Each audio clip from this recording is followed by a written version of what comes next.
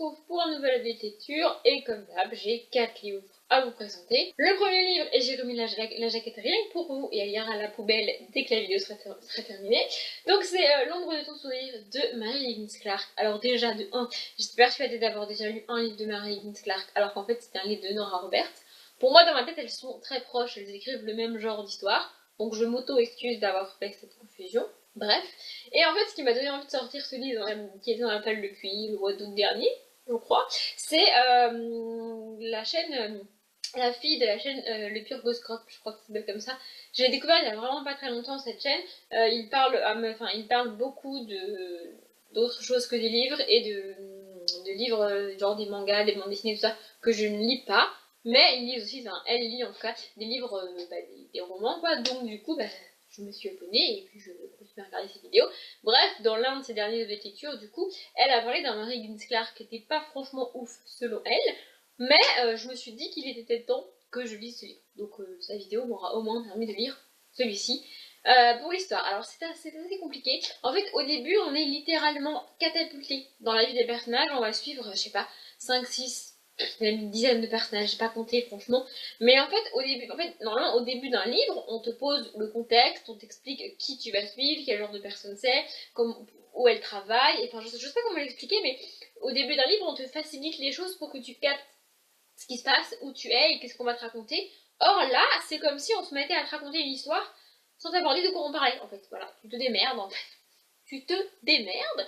Et donc, au final, on finit par comprendre un petit peu vaguement que l'histoire, c'est que on va suivre Monica, qui est une pédiatre. Je crois qu'elle a une trentaine d'années, et en fait, elle est l'héritière d'une famille assez riche, sauf qu'elle ne le sait pas. En fait, son père a été adopté quand il était bébé, et du coup, elle est l'héritière de ses grands-parents, enfin de son grand-père du coup, biologique, sauf que comme elle ne sait pas qui il est, elle ne sait pas qu'elle doit hériter. Voilà, ses oncles ou ses cousins, du coup je ne sais plus trop, j'arrive plus trop à me situer dans leur famille parce que c'est assez bizarre, ne veulent pas qu'elle sache qui elle est parce que du coup si on ne découvre pas qu'elle est la petite fille de leur oncle je crois, c'est eux qui héritent, du coup ils veulent pas que qu'on découvre que Monica existe quoi. Mais il y a une vieille dame qui s'appelle Olivia qui est tout courant de tout et qui se demande si elle doit pas lui avouer.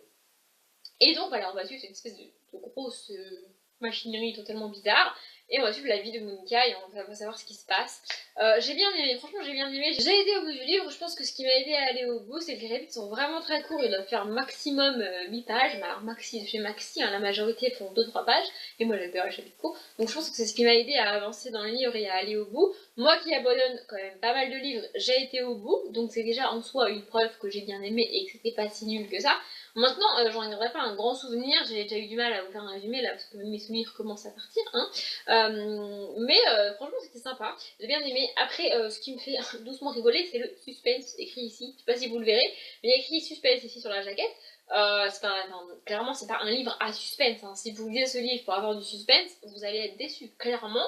Parce qu'il n'y a pas de suspense en fait, c'est un contemporain avec une petite question de est-ce qu'elle va finir par découvrir qui elle est et est-ce qu'elle va ou alors est-ce qu'on va finir par la tuer, on ne sait pas.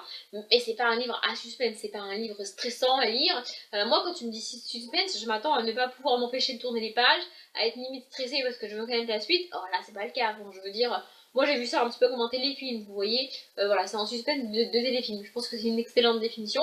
C'est pas négatif quand je dis ça, il y a beaucoup de téléfilms, il y a beaucoup de monde qui regarde des téléfilms et c'est très populaire, mais vous attendez pas un truc de ouf quoi, c'est pas transcendant non plus.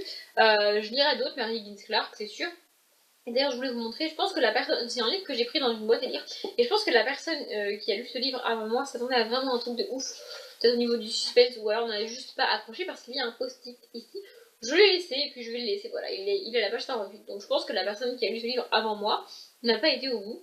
Je peux comprendre qu'on n'accroche pas parce que c'est pas passionnant, mais c'est quand même sympa. Le suivant, ça va aller très vite, donc c'est Calendar Girl, le tome 11 du mois de novembre de Audrey Carnan. J'écoute toujours Somewhere New de Finnegan, ça n'a pas changé. Voilà, j'ai déjà poussé mon coup de gueule pour la saga, je vais pas revenir là-dessus, hein. Clairement ça me saoule en fait, je pense que quitte à vouloir arrêter le coup de elle a un client par mois avant la fin, là elle l'a peut-être fait trop tôt parce que du coup j'ai l'impression qu'elle est en train d'étirer son histoire sur des tomes et des tomes alors qu'ils font pas beaucoup de pages, hein, mais j'ai l'impression qu'elle est en train d'étirer l'histoire au max et là clairement dans ce tome là elle est en train de préparer la fin et elle est en train de préparer le happy end de ouf. qui va arriver au mois de décembre. Je le vois venir gros comme une maison. Ça va finir en carnage cette série. Voilà. En gros, c'est ce que j'ai dit dans. Je crois que je l'ai dit dans le tome d'avant, dans les lectures dans lesquelles je parle du mois d'octobre. Plus on avance et plus c'est de pire en pire en fait pour moi cette saga, clairement. Hein. Donc voilà, je vais lire le tome du mois de décembre parce qu'il m'en reste qu'un et parce que comme j'ai déjà dit je veux connaître la suite. Je l'ai pas encore acheté parce que je l'ai pas encore trouvé d'occasion.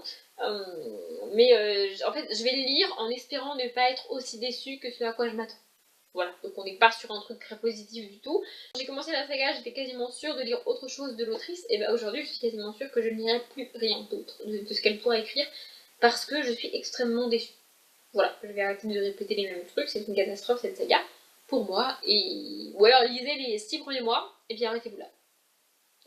Le suivant, c'est Là où les chemins nous mènent de Belva Plains. Ces derniers temps, à partir de ce livre-là, et donc du coup dans les prochaines lectures, j'ai essayé de lire des livres qui étaient là depuis très longtemps. Donc soit des livres que j'avais mis en pause et qui attendaient patiemment que je les reprenne parfois des années, soit des livres comme celui-ci qui sont dans ma palle depuis littéralement des années. Celui-là, ça fait bien 3-4 ans qu'il attend que je le lise, hein, voilà. Puis je me suis décidée, voilà. Donc je l'ai abandonné à peu près à la moitié. Je me suis arrêtée à la page 174 sur 370. Ouais, donc non, j'ai pas atteint aussi.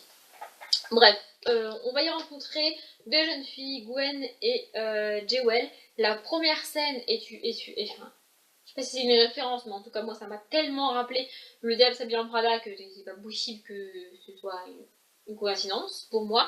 En fait, au tout début du livre, Jewel, qui est une assistante ou une secrétaire, je ne sais plus trop, de la bijouterie, joaillerie, je sais plus dans quoi elle travaille, mais d'une grosse entreprise, doit se rendre chez sa patronne pour lui apporter un papier qu'elle doit signer, c'est très important. Du coup, elle débarque là-bas, elle découvre la grande maison magnifique, super belle, avec tout plein de pièces et tout, truc de riche, quoi. Donc elle débarque et elle y rencontre Gwen, qui est la fille de sa patronne. Et donc voilà, le livre démarre sur cette rencontre entre ces deux jeunes femmes.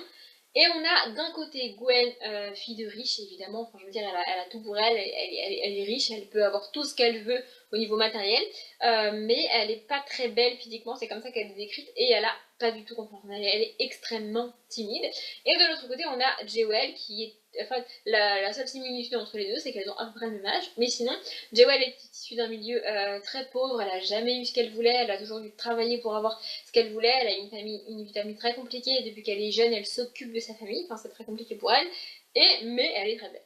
Voilà, en gros c'est ça la description qu'on a. La caméra a bougé, donc peut-être que vous avez bougé. Je fais les autres. Au début, le premier chapitre est du point de vue de Jewel, après on va un petit peu alterner entre les deux points de vue. Et le problème c'est que, alors je ne sais pas du tout si c'est du vécu pour l'autrice, mais en tout cas c'est très bien fait, très bien écrit en tout cas, c'est que Gwen fait partie de ces jeunes filles tellement timides et tellement réservées qu'elle n'arrive même pas à dire bonjour, c'est insurmontable pour elle, le mot ne franchit pas ses lèvres, ou alors tellement doucement que personne ne l'entend, et du coup, Jewel se dit oh là là, enfin elle prend ça pour du snobisme, elle la prend pour une fille mal élevée et mal polie, alors que c'est pas ça du tout en fait, c'est juste qu'elle est tellement timide qu'elle n'arrive même pas à parler, et en plus de ça, elle est intimidée par Jewel et par sa beauté, parce que Jewel a ce qu'elle ne veut pas.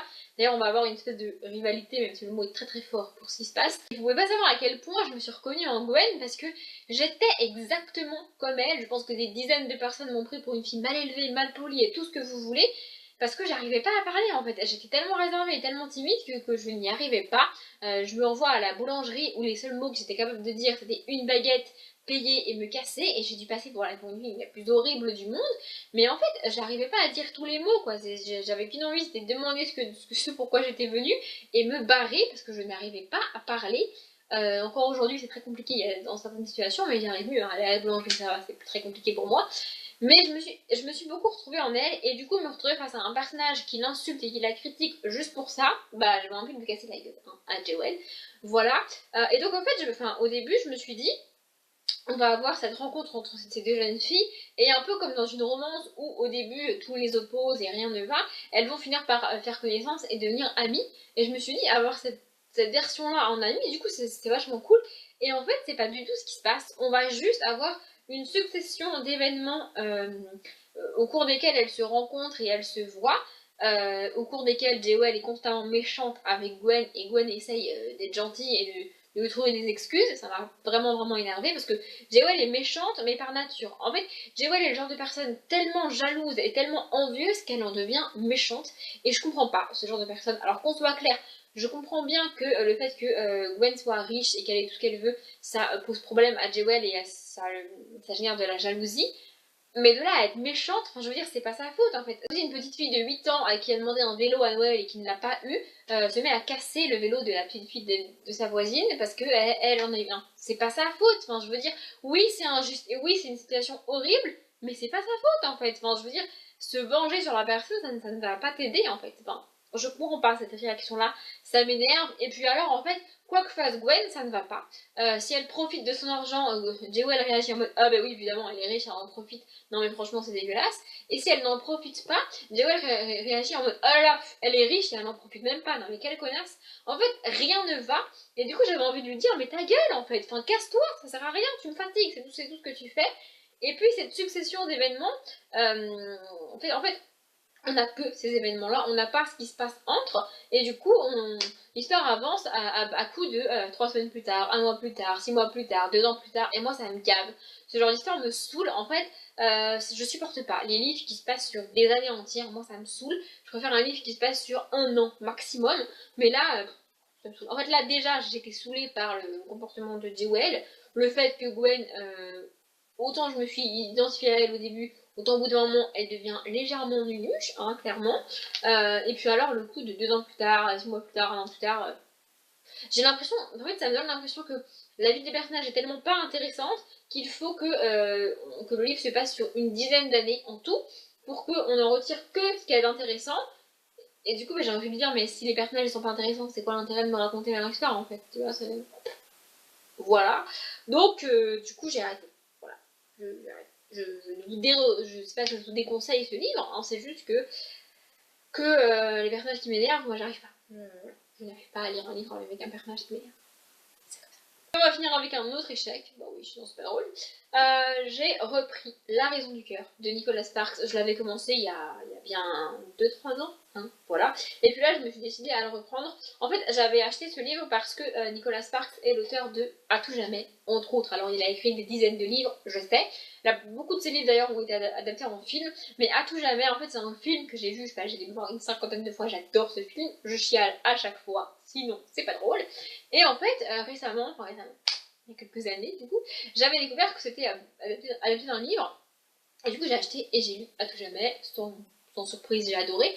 Et du coup, je m'étais dit qu'il faudrait absolument que je lise d'autres Nicholas Sparks. Donc, j'ai acheté celui-ci. Sachant que c'est du Nicholas Sparks et vu le titre, je m'attendais à une romance. Et en fait, c'est pas du tout le cas. C'est pour ça qu'il y a 2-3 ans, j'avais lu le chapitre 1 et puis je l'avais reposé parce que ça n'avançait pas. Et là, je l'ai arrêté à la page 180 et il en fait presque 350. Donc j'ai dépassé la moitié du livre quand même. Hein. Donc on y rencontre Jérémy qui est journaliste et qui c'est un petit peu... J'ai pas trop bien compris le système du journalisme américain, mais en gros il écrit des articles et une fois qu'il les a écrits, il contacte plusieurs journaux pour savoir lequel il veut bien acheter. En gros c'est comme ça qu'il fait. Et donc là au début du livre, il reçoit, donc c'est un petit peu long au début parce qu'il nous explique le journalisme, comment ça fonctionne, sa vie, tout ça, c'est un peu long. Mais ensuite il va dans une petite ville des États-Unis. Il a reçu une lettre parce qu'apparemment il y a des lumières cheloues dans le cimetière et la seule explication qu'on leur a fournie c'est qu'une dame a maudit la ville et qu'en gros il y a des fantômes. Alors là, ceux qui ont déjà vu plusieurs de mes aides de lecture savent que je ne crois en absolument rien, que ce soit religieux ou extraterrestre ou tout ce que vous voulez, je n'y crois pas. Donc là, ça partait pas bien. Ça partait pas bien, sauf que Jérémy est comme moi. C'est-à-dire qu'il va là-bas pour chercher la vraie explication, parce que cette explication de fantômes et de malédiction, ça ne lui convient absolument pas. Il trouve ça absolument pas plausible. Donc il y va pour chercher la vraie solution. Il débarque là-bas, il rencontre les gens, il commence à sympathiser un peu avec la bibliothécaire du village, et il fait ses recherches. Et voilà, c'est tout.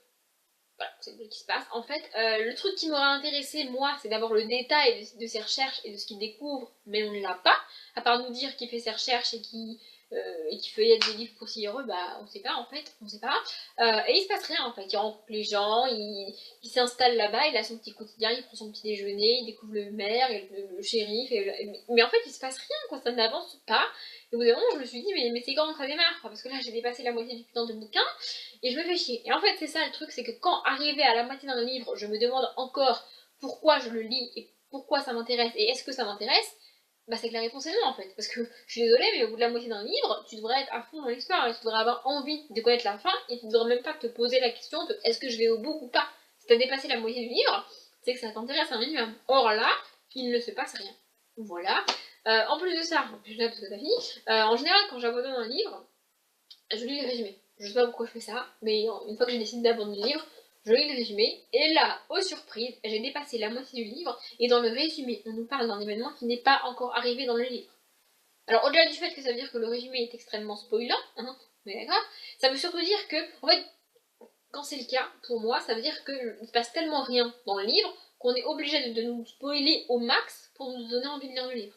Et du coup, ça provoque l'effet inverse, qui est que bah, tu te fais chier parce qu'il se passe rien. En fait. Voilà, donc je suis désolée pour Nicolas Sparks et je suis désolée pour les gens qui ont potentiellement aimé ce livre, mais moi je trouve qu'il ne se passe rien et que ça n'avance pas.